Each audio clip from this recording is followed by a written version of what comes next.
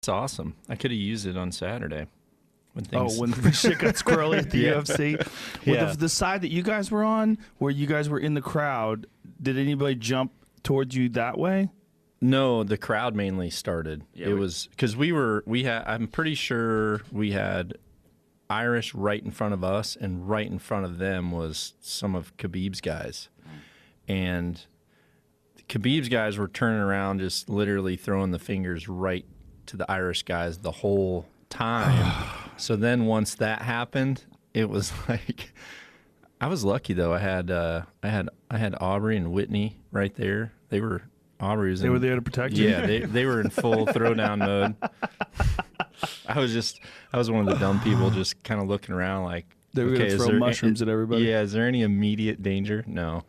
I mean, obviously it seemed way worse over on your side, but I was more worried when they made us leave, because the further up you got in the bleachers, and once you got out into the concession area and in the bathrooms, that's where stuff was going down. Like just people from the crowd, guys with Irish flags obviously were getting trash talked to them, and there was a big brawl right next to me on the other side from where they were sitting. Oh, that's right. There was one just to our right. I was looking left. I believe it was the guy that jumped in the red shirt on Khabib's team. When they were trying to leave, when they were getting them out, people in the crowd were like, They started throwing shit at them first. Like that's where the first shit was getting thrown down.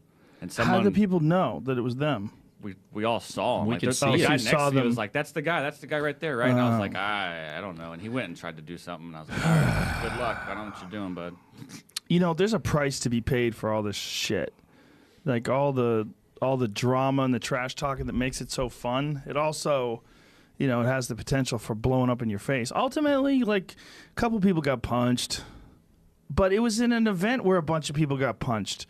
You know what I mean? It's like way more than that. It was awesome. Yeah, but you know what I'm saying? It's like we made it seem. It seemed like it was way worse than it really was, because in any other situation it would be way worse than it really was. Like if it was a rock concert and some dudes just from if one band was the opening band and then there was another band that was in a brawl with them and they were the main event. And then the fans of one band threw down with the fans of the other band and beat the shit out of each other. That would, for whatever reason, be way worse than when it's at a fight. Because if it's at a fight, it's just fighters. Oh, I saw this. The Insane Clown. Same time. This was going on. This Insane Clown Posse guy tried to drop kick Fred Durst. Fred Durst wasn't even looking at him. Running head start and misses. And look at him. He turns around. He's like, what? And he just kept going. I haven't seen Fred And then they dragged in that years. dude off. I mean, that is maybe the worst public drop kick in the history of the world. I think they meant he dropped when he tried to kick. Well, he tried to. That was a classic drop kick. Classic pro wrestling drop kick. But his problem is he threw it like a pro wrestler would, where you don't really hit the guy. You just kind of touched him. And if Fred was playing along, it would have been awesome. We need a slow-mo replay. Fred would have went flying, and it would have been, fuck. I think a lot of the thing that's going through people's minds too is when you're at a fight like that, there's a lot of people in the crowd that can throw down. Yes. It's not like, you go to if you go to a hard rock concert of any kind, Clay Guida's going to be there somewhere, obviously. But as long as you can avoid Clay, like your opportunity of finding a guy that can really throw cuffs is going to be way smaller than when you're at the UFC and you look around.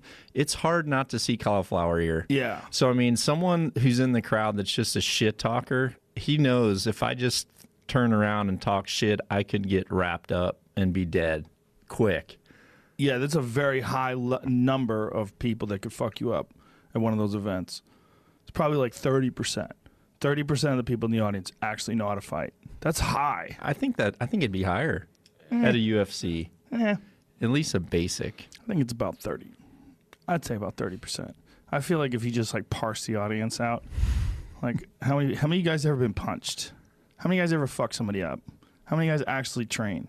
How many guys know how to train and like do it on a regular basis? How many guys are in shape? Like if shit went down, how many guys could actually throw down for a solid 30 seconds? Yeah. That's where I would shine. I'm gonna ride this out for 2 minutes, and then these giraffe elk legs are getting ready to freaking start dancing on some people. Let some people spaz out for a little while, and then